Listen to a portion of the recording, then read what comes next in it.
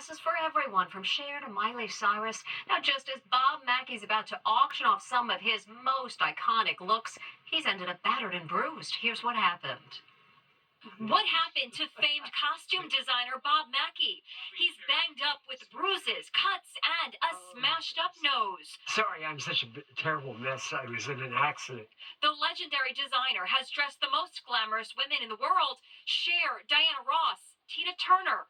Most recently, Miley Cyrus wowed in this vintage Bob Mackey at the Grammys. Zendaya and Sabrina Carpenter have also sizzled in his gowns. Now he's telling Inside Edition's digital reporter Lee Sheps about a fall that sent him smashing face first into the ground. Are you okay? I'm okay.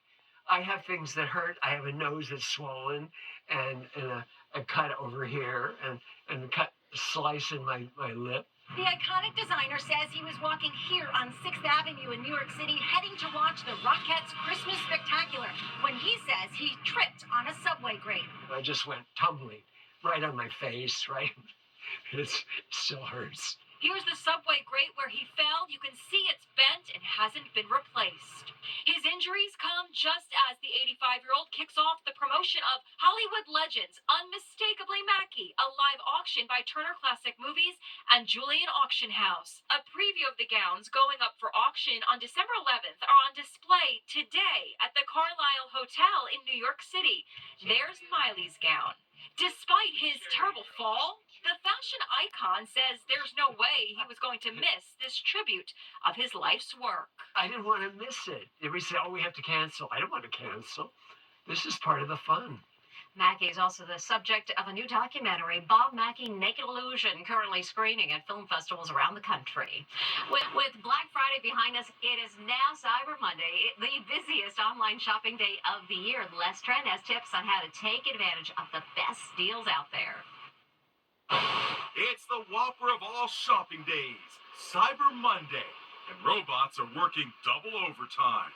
Consumers will spend an estimated $13.2 billion today, making it the biggest online shopping day in history. Inside Edition got a behind-the-scenes look at how orders are shipped at Amazon. So how massive is this Amazon fulfillment center in New Jersey? It's as large as not 1, 2, or 3, but 28 football fields. All told, they're expected to move about 1 million packages on this Cyber Monday. Instant cameras on sale, as well as digital cameras. I got a look at some of the most popular items on sale today on Amazon.com. This ice cream maker by Ninja is flying off the virtual shelves. This is a Fire TV. It comes preloaded with Prime Video, and it connects to Alexa, and it is up to 33% off today. Hydration is key. Yeti on sale.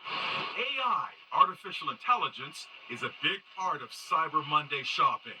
At Amazon, you can ask Rufus, their expert shopper, all kinds of questions. You can type any question that you might have. I typed gift for a 17-year-old boy who likes sports, and it gave me some great products. Over at BestBuy.com, save up to 50% on TVs today only. Over at Walmart.com, laptops are up to 35% off.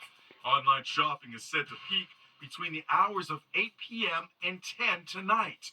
During those hours alone, consumers will spend $15.7 million a minute. And here's a tip. Check the return policy for the items in your cyber cart today. They could be different from the regular return policies. And we'll be back with much more Inside Edition after this. Next, Tinder date from hell. He looked like a dream date. He'd buy me flowers every day. The shocking claim, did he set fire to her house? And run, girl, run. The baby! Get the baby! Will the little girl make it to the cruise ship before it leaves? Run, baby! Inside Edition with Deborah Norville. We'll be right back.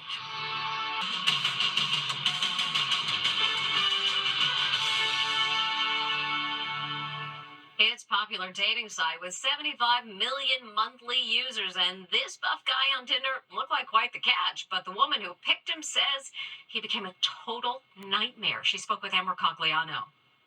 You can see why Mark Lasik might look like a dream date, at least before you get to know him. Once you guys swiped, how did it develop? We decided to meet up for dinner. At dinner, he seemed like a pretty normal guy. He was good looking.